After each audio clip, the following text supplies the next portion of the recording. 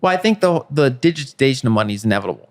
Um, and then the question is which type becomes dominant, right? Is Bitcoin strong enough to kind of push back on government control over it, or does it run into a number of shortcomings, and governments are able to make their CBDCs rather dominant? And I err towards Bitcoin being successful long term. I think it has the properties of it's hard enough. It checks off a number of boxes, and even the boxes it doesn't check off are within sight of being able to be checked off as technology improves and as it gets just more widely held and it becomes better. And so I think longer term, Bitcoin is you can call it the fastest horse in the race. It's the I think the best thing to bet on, even though for most people I wouldn't recommend 100% allocation to Bitcoin, but I think it's something that's silly not to have any of at this point. I think in 2022, if you have zero Bitcoin, I think the person has to probably spend more time looking into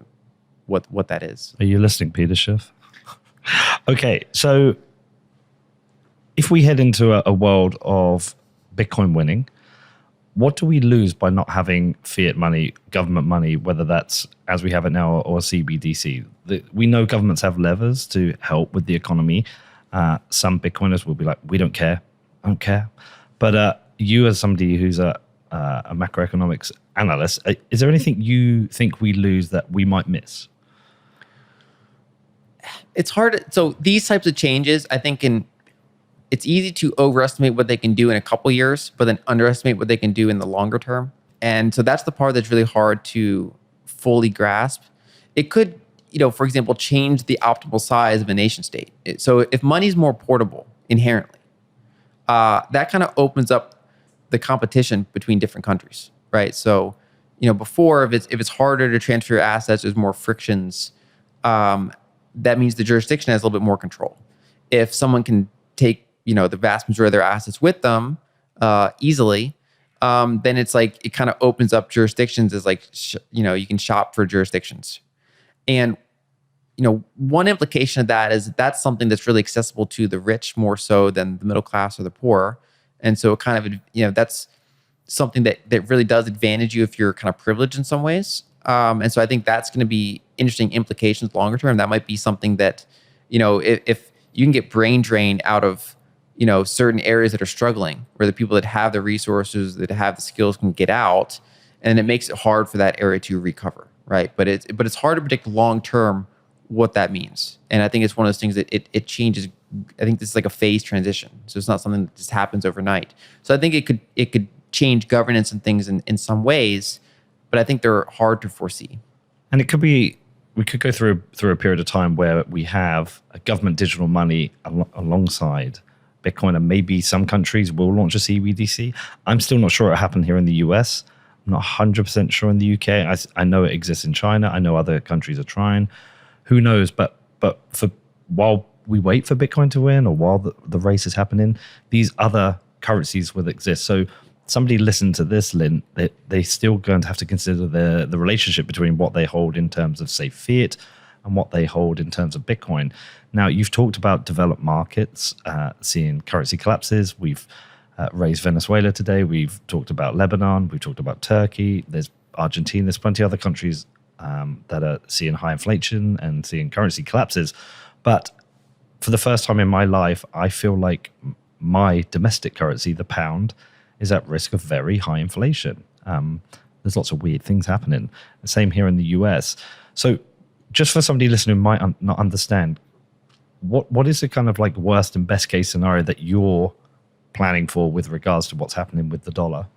I use the 40s as a lot of a kind of description of what's happening now. And that was pre-war, right? So now it actually got closer, unfortunately, to that comparison, because now we're adding additional kinetic war to the mix. But essentially, the last time that the developed world was as indebted as it is now on the sovereign level was the 1940s. And that was a result of all the imbalances during that period and then the large wars.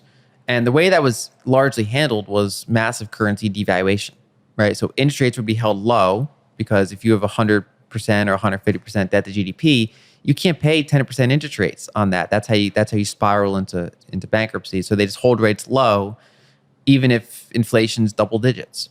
And that doesn't mean interest rates can't go up, But if you go up from 1% to 0% to 3%, while inflation's 8% or 12% or whatever the number is, that you're still getting devalued. Your share of that network is being diluted over time.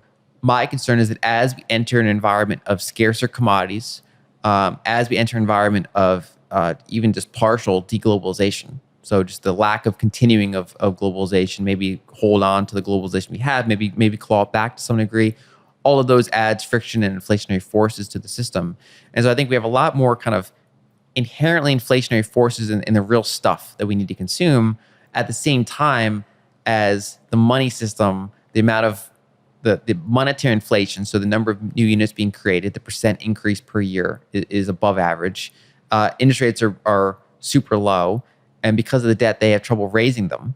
That's a recipe for ongoing currency devaluation, and then throughout the world, that can result in kind of massive political revolutions, protests. Well, we're seeing this now. I mean, was exactly. it Peru I just saw last week? Protests. We've seen protests in Turkey, but we're seeing, it feels like this is a growing issue.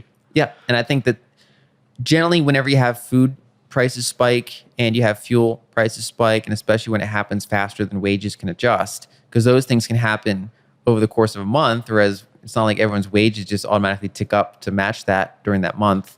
That's when you get these massive protests because people can't put food on their table. They can't power their car, their motorcycle, whatever the case may be. They just can't do the things they have to do in order to function in life.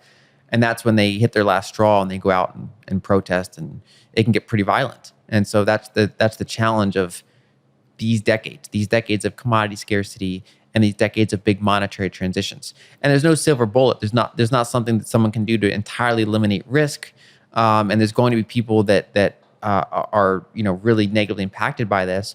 But the way that people can protect themselves is by doing a careful assessment of where they're storing their assets. So are they storing their assets in things that can be devalued beyond, obviously you need some working capital, or at least most people, unless you're super tech savvy, you kind of optimize it to see, be on your own kind of like Bitcoin standard or something. But if, for vast majority of people, you need working capital, you need some kind of low volatility money for incoming spending, things like that. But your actual kind of reserve, to the extent that you can have them, you want to be very selective with what you own.